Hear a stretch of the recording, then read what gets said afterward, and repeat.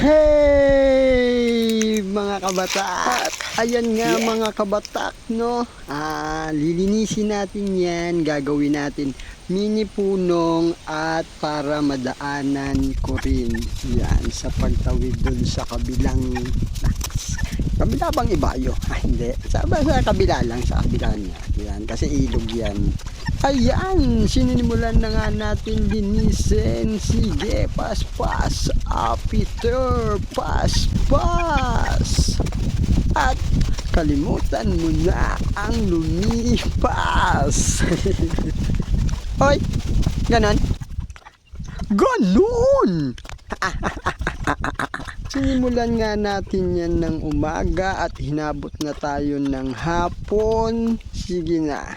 Kalimutan mo na ang kahapon. Pass is pass. Ayan mga kabatak, ayan yung ginawa natin, no? Oh. 'Di ba? Ayan na siya. Oh. Hindi pa tapos. Ayan. Ayan mga kabatak, medyo tapos na nga ang mini punong natin. At daanan patabok sa kabila o papunta sa kabila. Yeah!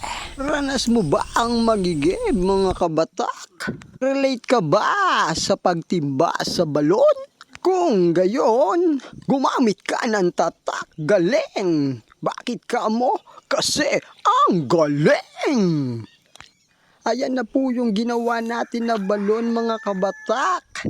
At dyan na tayo nag-iigib. At dadaanan na natin ang mini punong na ating ginawa at daanan. At ginagamit din natin yan mga kabatak sa ating pagdilig sa mga halaman. At ayan nga si nanay mga kabatak, nagdidilig ng tanim na gulay.